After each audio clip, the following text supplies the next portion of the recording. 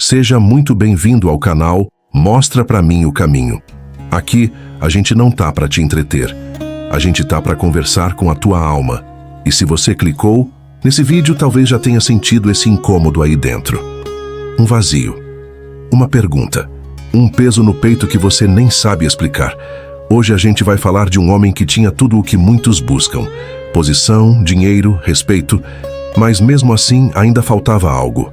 E sabe de uma coisa? Talvez você se veja nesse espelho. História está no Evangelho de Marcos, capítulo 10, versículos de 17 a 22. A Bíblia diz assim: E pondo-se Jesus a caminho, correu para ele um homem, o qual se ajoelhou diante dele e lhe perguntou: Bom mestre, que farei para herdar a vida eterna? Marcos 10, 17. Olha que forte. Ele correu até Jesus. Não foi casual. Ele sabia que Jesus tinha algo que ele precisava. Esse homem não era qualquer um. Os estudiosos acreditam que era jovem, com posses e provavelmente muito respeitado na sociedade. Mas ainda assim, faltava alguma coisa. A pergunta dele já mostra isso. O que me falta para ter a vida eterna? No fundo, ele estava dizendo: eu tenho tudo, se menos paz. E aí Jesus responde: Por que me chamas bom? Ninguém é bom senão um que é Deus. Marcos 10, 18. Jesus já começa alinhando o coração dele. Porque às vezes a gente se aproxima de Deus com palavras bonitas, mas sem humildade verdadeira. E Jesus sabia o que estava no coração daquele jovem. Aí Jesus continua: Tu sabes os mandamentos: não adulterarás, não matarás, não furtarás, não dirás falso testemunho, não defraudarás ninguém, honra teu pai e tua mãe. Marcos 10, 19. E o jovem responde: Mestre, tudo isso tenho guardado desde a minha juventude. Marcos 10, 20. Você sente isso? Ele era certinho, religioso, tinha moral, mas ainda assim faltava algo. E então vem o versículo que quebra a gente por dentro. E Jesus, olhando para ele, o amou e disse-lhe: Uma coisa te falta. Vai, vende tudo quanto tens, dá-o aos pobres, e terás um tesouro no céu. E vem, toma a cruz e segue-me. Marcos 10, 21. Jesus olhou e o amou. Que detalhe! Jesus não o julgou, não o rejeitou, mas amou. Só que o amor verdadeiro às vezes confronta. E Jesus viu o que realmente segurava aquele coração: o apego. E o texto termina com um silêncio pesado. Mas ele, pesaroso desta palavra, retirou-se triste, porque possuía muitas propriedades. Marcos 10, 22.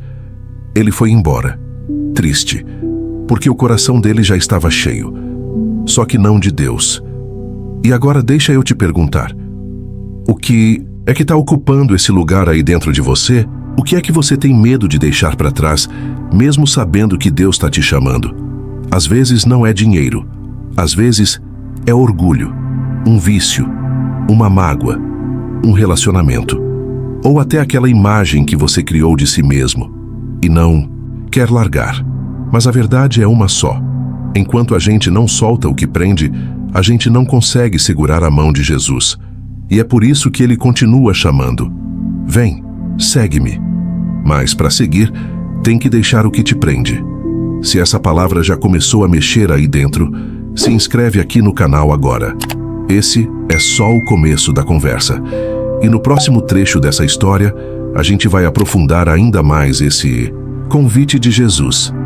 Toma a tua cruz. E antes de encerrar essa primeira parte, compartilha esse vídeo com alguém que parece estar bem por fora, mas por dentro está precisando ouvir isso. Tomar a cruz não é um peso, é um chamado para a liberdade. Marcos 10, 21, 27, plus Lucas 9, 23. Mateus 16, 24. Se você chegou até aqui, é porque algo aí dentro está inquieto. Na primeira parte, a gente viu um jovem que tinha tudo, mas não tinha paz. Ele queria a vida eterna, mas não queria abrir mão do que o prendia. E Jesus olhou para ele com amor e disse: Uma coisa te falta. Toma a tua cruz e segue-me. Mas O que significa exatamente tomar a cruz? Muita gente pensa que cruz é só sofrimento. Tipo, meu casamento é minha cruz, minha vida difícil é minha cruz. Mas não, Jesus estava falando de algo muito mais profundo. Lá em Lucas 9:23 ele diz: se alguém quer vir após mim, negue-se a si mesmo, tome cada dia a sua cruz e siga-me. Lucas 9:23. Ou seja, cruz tem a ver com renúncia, tem a ver com morrer para o eu, com deixar de viver para agradar o mundo, para viver para agradar a Deus. A cruz não era um símbolo religioso bonito, era um instrumento de morte. Na época de Jesus, cruz significava vergonha, sacrifício, humilhação. E é justamente isso que o Evangelho nos convida a fazer com o nosso orgulho. Jesus está dizendo: quer me seguir? Então, abandona o trono do teu coração. Deixa eu governar. Deixa eu decidir os caminhos. Deixa eu mostrar o que é vida de verdade. E quando ele falou isso para o jovem rico, ele estava dizendo: eu sou mais do que o dinheiro pode comprar. Eu sou mais do que teu conforto. Eu sou tua vida. Mas o jovem foi embora. E sabe o que Jesus disse logo depois, já prevendo a dúvida dos discípulos? Quão dificilmente entrarão no reino de Deus os que têm riquezas. Marcos 10:23. Não porque ter dinheiro é pecado, mas porque o dinheiro dá a ilusão de que a gente já tem tudo. E quem acha que tem tudo, não vê necessidade de Deus. Os discípulos ficaram assustados. Eles perguntaram: então quem poderá salvar-se? Marcos 10:26. E aí vem uma das falas mais poderosas de Jesus. Para os homens é impossível, mas não para Deus. Porque para Deus todas as coisas são possíveis. Marcos 10:27. É isso. Deus sabe como quebrar a dureza do nosso coração. Sabe como tratar nossa vaidade, nosso apego, nosso medo de perder. Mas a escolha ainda é nossa.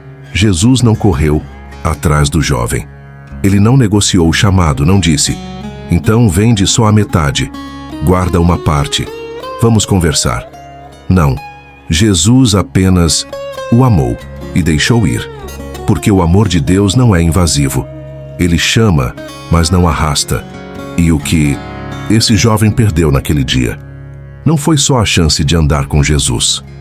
Ele perdeu o maior convite que alguém pode receber: ser transformado de dentro para fora. Talvez você esteja sentindo esse mesmo chamado agora. Deixar o peso, abrir mão do controle, parar de viver como se tudo dependesse de você. E pela primeira vez dizer: Deus, me ajuda a confiar, me ajuda a soltar o que me prende. E Ele vai te ouvir, porque Ele ainda olha para você e te ama, assim como olhou para o jovem naquela estrada. Se essa palavra falou contigo, comenta aqui embaixo: eu escolho seguir. Se inscreve no canal para não perder a próxima parte, porque ainda tem mais. A gente vai falar sobre Pedro, que largou tudo, mas ainda teve que lidar com a dúvida, o medo e até com a culpa. Sim, até quem segue Jesus pode cair, mas também pode levantar. Quando Ele te chama, é para sempre. João 21:15-17, Atos 2:14-41, 2 Coríntios 5:17-20. A caminhada de Pedro nos ensina uma coisa poderosa: Deus não escolhe os prontos, Ele prepara os escolhidos. Lembra do jovem rico? Ele tinha tudo, mas não teve coragem de largar. Pedro, o pescador simples, largou tudo, caiu, chorou, foi restaurado. E agora estava pronto para ser enviado. Depois daquele café da manhã com Jesus na praia, Pedro já não era o mesmo. As palavras de Jesus ecoaram no coração dele: apacenta as minhas ovelhas. João 21:17. Não era mais sobre redes, era sobre vidas. Pedro entendeu que ser discípulo não era uma fase, era uma missão de vida. E aí, no livro de Atos, a gente vê o que acontece quando alguém cai, mas volta com o coração quebrantado. O Espírito Santo desceu. Fogo, vento, línguas diferentes. E todos ficaram confusos. E quem se levanta para explicar? Pedro. O mesmo que tinha negado, agora se levanta com autoridade. Arrependei-vos, e cada um de vós seja batizado em nome de Jesus Cristo para perdão dos pecados, e recebereis o dom do Espírito Santo. Atos 2:38. Sabe quantos se converteram naquele dia? 3.000 almas. Atos 2:41. O pescador virou pastor. O negador virou pregador. E tudo isso só porque ele ficou. Porque ele não foi embora como o jovem rico. Porque mesmo em meio ao erro, ele acreditou no amor de Jesus. Talvez você esteja se perguntando: será que Deus também tem algo assim para mim?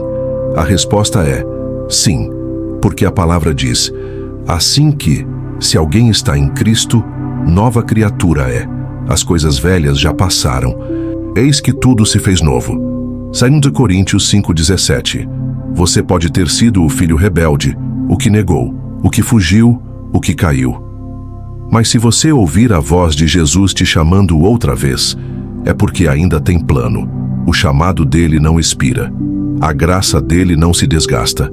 A única coisa que ele pede é que você volte, que você diga sim e que confie. Hoje, o Espírito Santo ainda sopra, ainda convence, ainda restaura, ainda envia, e ele quer fazer isso com você. Talvez você pense: mas eu não sei pregar. Não, sei falar, se Pedro também não sabia. Mas quando o Espírito veio, ele falou o que precisava ser dito. E Deus fez o resto.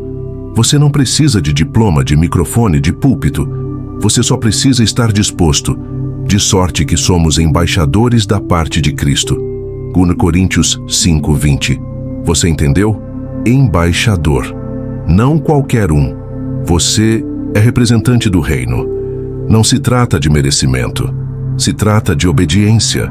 Jesus está te chamando. Ele não quer só te levantar. Ele quer te enviar. Se essa palavra falou contigo, comenta aí embaixo: eis-me aqui, Senhor. Aproveita e compartilha com alguém que também precisa ouvir isso. Se inscreve no canal e ativa o sininho, porque vai ter muito mais reflexões como essa. E lembra sempre, mesmo quando você cai, se houver arrependimento, o céu inteiro se move para te levantar. Que Deus te fortaleça na caminhada. Nos vemos no próximo vídeo.